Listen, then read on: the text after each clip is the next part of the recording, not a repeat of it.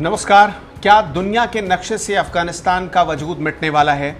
हमेशा से कहा जाता रहा कि आपको अपने पड़ोसी पर नज़र रखनी चाहिए क्योंकि वो आपका पड़ोसी है और अगर पड़ोस में सब कुछ ठीक चलता है तो आप भी सुखी जीवन बिता सकते हैं।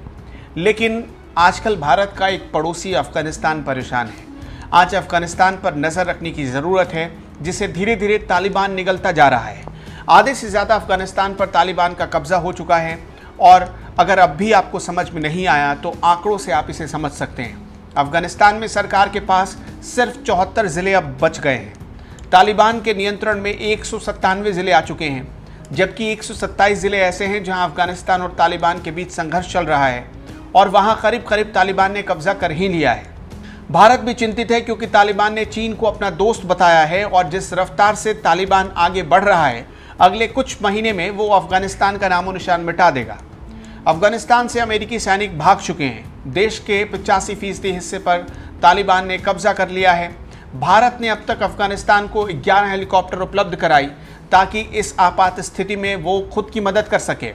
हालांकि अफगानिस्तान का कहना है कि उसने भारत से मदद नहीं मांगी थी, लेकिन भारत ने खुद से कदम बढ़ाकर उसकी मदद की है और इसके लिए अफगानिस्तान ने शुक्रिया भी कहा है। अफगानिस्तान में अचानक तालिबान के हावी होने के पीछे की सबसे बड़ी वजह बताया जा रहा है कि अमेरिकी सैनिक खुद ब खुद भागने लगे। अमेरिकी सैनिकों का वापस लौटना ही तालिबान के हावी होने की वजह बन गई।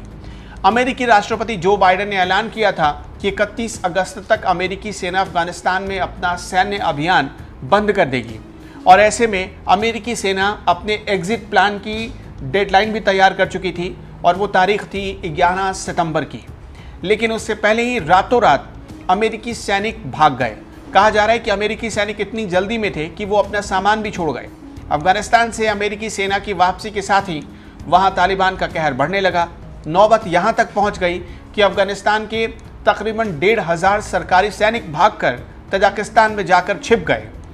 बगराम सहित 7 हवाई अड्डों को अमेरिकी सैनिकों ने खाली कर दिया और अफगानिस्तान की सरकार को खबर तक नहीं लगी। खबर तो ये भी कि अमेरिकी सैनिक जहां से जिस जगह को छोड़कर गए वहां वो अपनी छोटी छोटी चीज़ें भी छोड़कर चले गए, जिसे लोकल लोगों ने लूट लिया।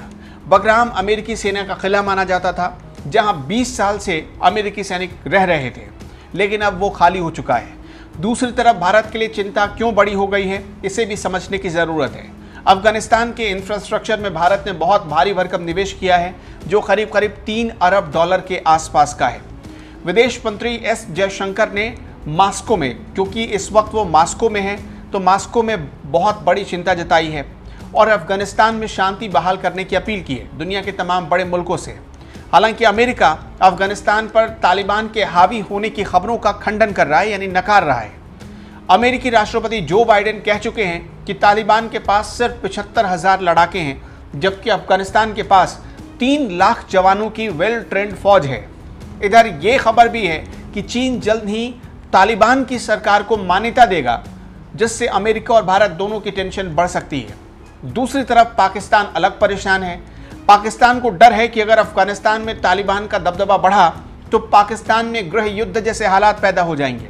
पाकिस्तानी विदेश मंत्री शाह महमूद कुरैशी ने कहा है कि अफगानिस्तान में गृह युद्ध की स्थिति में पाकिस्तान में शरणार्थियों की भीड़ बढ़ने लगेगी, जिन्हें संभालना नामुमकिन सा हो जाएगा और ऐसे में पाकिस्तान में गृह युद्ध का खतरा बढ़ जाएगा।